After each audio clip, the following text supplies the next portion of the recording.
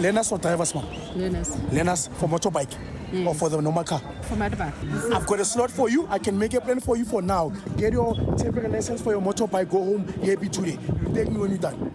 And how much is that? They want to charge you only 1,200 for the drivers. 1,200 for the booking. Yeah. For the drivers. Going home with the drivers today, 1.2. I've got someone who can help you quick for 1,200. License center corruption is nothing new, but it seems to be getting worse.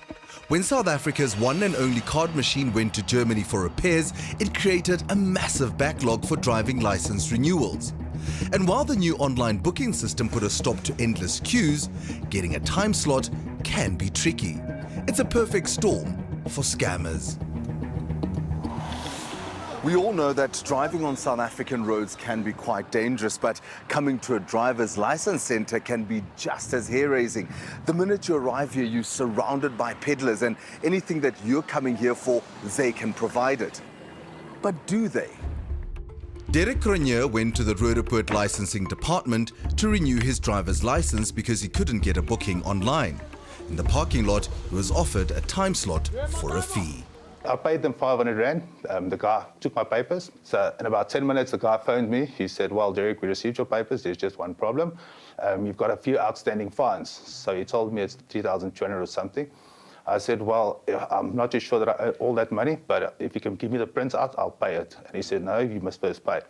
So I decided, okay, cool, I'll go draw the money. What convinced you that I need to pay these fines? Were you desperate to get your license? What was going on? I knew I had some fines, but I wasn't too sure what the total would have been. So I thought, okay, well, it is legit. I was quite desperate to get my driver's license, yeah.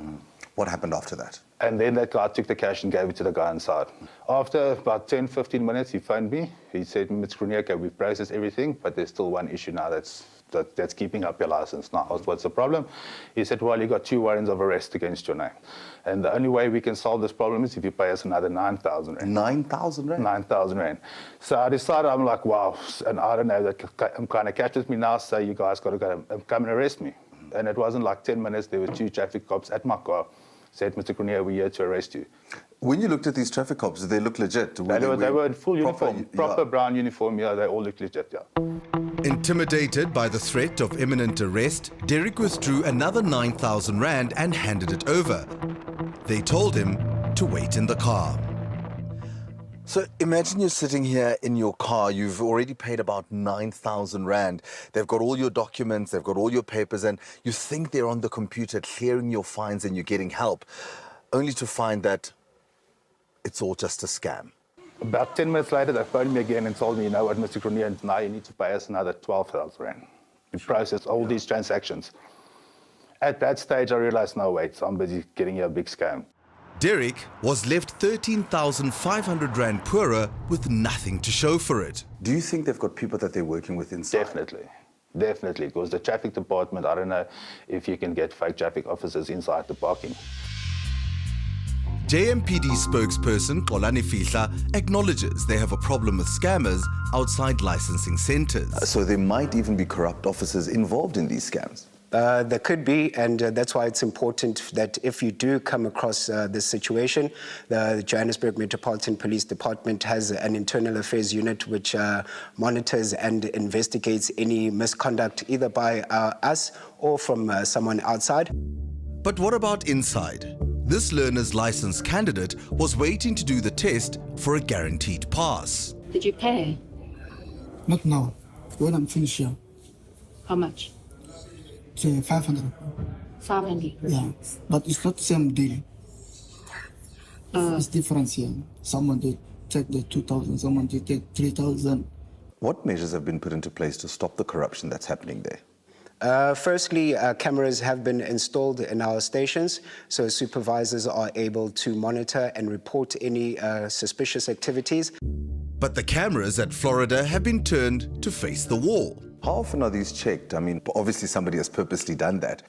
They are checked as often as possible, but since you've brought that to our attention, I'll need to take it up with the management at the Florida DLTCs.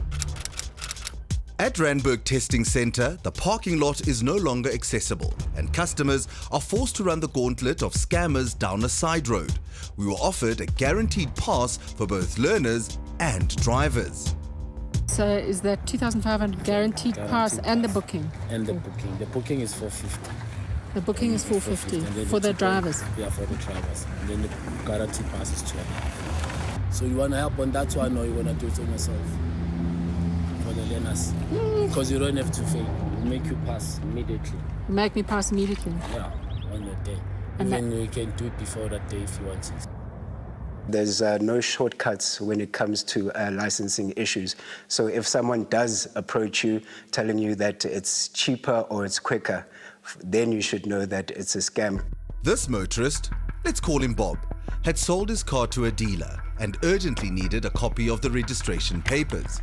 He applied at Randburg, but with a 4 to 6 weeks waiting period, he fell for a quick fix in the parking lot. This guy approached me and he said, did you come right? Have you been sorted? And I said, no, not at all. And he then told me, no, he would be able to assist me. And for a fee, he could get my papers within a day or two. And voila, his document was ready the next day. You could see the watermark on it. Certainly looked the real deal. And I handed over 1,000 rand and he left. But when the dealer tried to register the car into their name, they realized the document was fake. He couldn't see it with his naked eye, but as soon as they scanned the barcode, they realized there's nothing in this document. So it appears that they're using their printers, inputting the information physically, but not loading it onto the system. Would you be able to tell whether that document is real or fake? No. No, I wouldn't be able to tell. To the naked eye, you won't? No, I wouldn't. So be able that is to tell. actually a fake document? Wow. That is a fake document. Because it's got all the watermarks. It's got all the watermarks. Do we know where they're getting the paper from? Obviously, these papers are issued from licensing centers.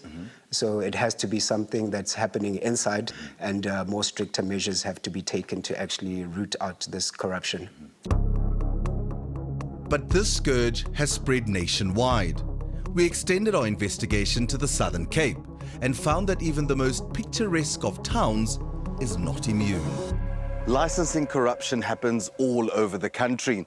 It's a problem that's faced by every traffic department, but we came to Knysna because they asked us to step in. For years, Knysna residents have alleged that to pass their learners and drivers' tests, they have to bribe the examiners. And even though the police tried to intervene, they've never been able to catch the culprits. But we had inside information. I don't know about your town, but this is how it works in Knysna. The license examiners no longer take bribes directly. They now have a middleman who gets them customers and collects all the cash on their behalf. So we put in a call to the middleman and asked him to arrange a learner's license for a customer. Mamela man dinomntu man xa ufuna idate ekhawulezileyo but imali ikhona ilapha kumi imali. Namhlanje? Ya namhlanje We arranged to meet him outside the library with the cash, and within the hour, law enforcement officer 𝗀𝗵𝗶𝘀𝗆 came strolling up the road in full uniform.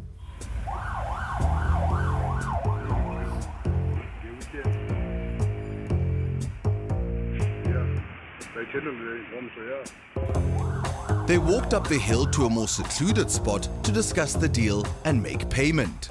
So yeah, 1 for 10. Yeah. So go again now and put it for learners. More important. Yes, man? Yeah. Yeah. Can't be 1,000. 1,000 lapha ngokudikhethe.